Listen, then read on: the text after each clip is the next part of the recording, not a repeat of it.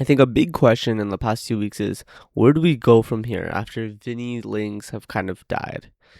And there's been a few pieces of news in the past few days. I kind of just wanted to wait to see if anything further came in, anything stronger. So the first one is obviously Gabriel Martinelli and Galatasaray. That's been a big one in terms of what will happen there. And apparently they bid 45 million euros. And so the question is now, okay, are we going to sell him? Do we accept that bid? Do we sell that bid? I mean, do we reject that bid? And if so, how much do we sell him for?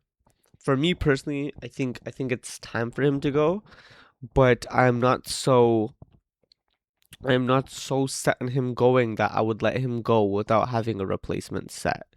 And so what that means is that, you know, yes, maybe 50 million pounds or more I would accept and be willing to let him go for. But especially with 1 year left on his contract, his wages, 50 million pounds sounds about right. But I think we'd have to have a replacement. And, someone like Pedro Neto is a marginal upgrade. And so, like, that's not someone I would want to pivot to. I would want it to be someone better. Because if you're going to Pedro Neto, you're going, what is it, like 60, 70 million they value him at? That's just not worth it. So, I don't think Pedro Neto is the solution. Um, and I don't know who is on the left wing at the moment, which is the only reason why I'm kind of confused when it comes to these links and what we'll do with um with Martinelli. The other links are obviously Nwaneri and Galatasaray, but I think that one is so preliminary that there's no point in talking about it. I kind of want him to stay now, given his preseason. But the other one is Osimhen to Arsenal. And that one has been around for a while. That one has had rumors, links, that type of thing for a few months now, given, Berta is going to meet with Galatasaray executives, etc., etc. And, and apparently he's leveraging his Turkish connections for sales and signings. And that's definitely a very interesting option, a very interesting proposal, a very interesting backup to Alvarez. I think he's one of those players that he's been known to be good. We all know, if we've watched him, we all know that there's quality there. He disappoints for Nigeria, I'm not gonna lie, and that is concerning, but at times. But we have seen him play for Napoli, and he is a really, really good player. So I wouldn't say no to him. Of course, I'd be open to it. Just the problem is that he's already on 300k a week. So he would probably want an upgrade, a pay rise. And then on top of that, I don't know how much they would want him for. How much they would want to buy him for. Is that like a swap deal? Can we do a Martinelli plus money? Is that available? Is that okay? I'm not sure, but that's kind of where we're at with that. That one is a little bit confusing, and I'm honestly, that one I think probably gets resolved or probably strengthens after the Alvarez stuff. So going to the Alvarez stuff now, apparently within the next week or so is like Barca will attempt their final push for Julian Alvarez. And if not, then they'll pivot to who is it, Luis Suarez from Sporting. Apparently that's the situation with Alvarez right now. And if Barca kind of give up on Alvarez, then that strengthens our ability to grab Alvarez. And so hopefully what happens is that they sign Luis Suarez and then we go and sign up Alvarez. And if we don't get Alvarez because maybe he's too expensive, they want 150 or something for him, something absurd like that, then we go and sign Osimhen.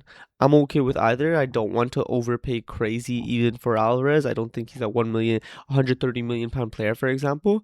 So I'm fine if we pivot to Osimhen instead. I just think, the club needs to do what's smarter for them, but also sign one of the two because those are the only two that actually strengthen us from all perspectives.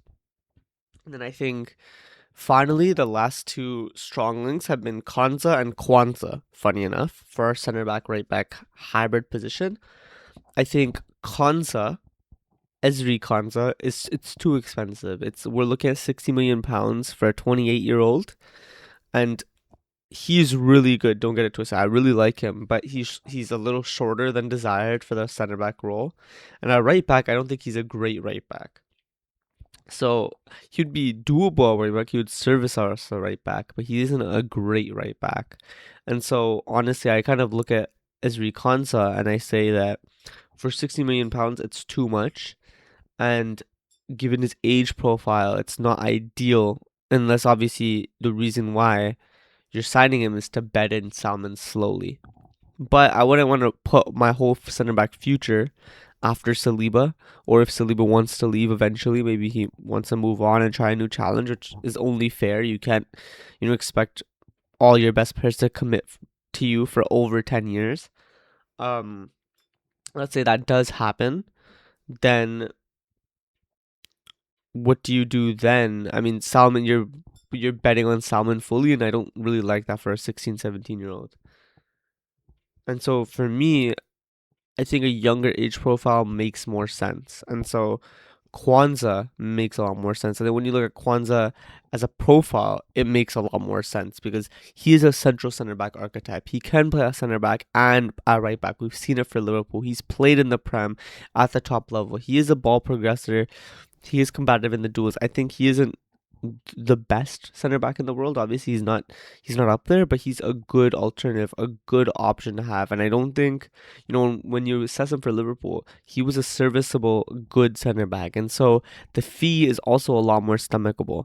You look at 43 million pounds, I think it was, that they want for him, and that feels a lot better than 60 million for Ezri Konsa, given he's 28.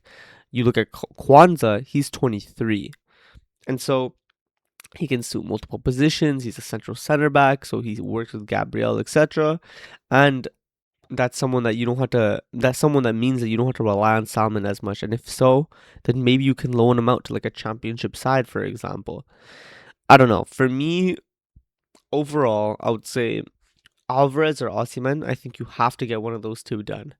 When it comes to Martinelli, I don't know who you get on left wing. So get a left winger and authorize that sale if we do. If we do not get a left winger, then there's no point in authorizing that sale. There's no point to authorizing that sale. We can revisit selling him next summer when we just use our 1 year extension and try to get 20, 30 million pounds from it if possible. And then finally for Quansah versus Quansah, I want Quansah. I think Quansah is a better profile. Quansah is younger in terms of age profile, and I think Quansah makes more sense. It doesn't force us to rely on Salmon, maybe a post Saliba, which is very far into the future. But you have to think about those things. He's also a center back and a right back. He could play both, and we've seen it at the elite level for Liverpool. He's played at both, and I think we've seen it for England as well. So it makes sense. He covers center back, right back. He's actually a Saliba backup and a central center back profile. It just adds up and it makes sense. So when you look at the price, 40 million, 23 years old, roughly give or take, it adds up. And so if Quansah is our, sorry about the shadow, by the way, there's no lighting on this side, so I've had to use my phone. But if Quansah is our center back, that's a good signing. And now go and sign Osimhen or Alvarez. I've been beating on the Alvarez stick for a while, but that's the news, honestly. And I'm just here to talk about it. Take care.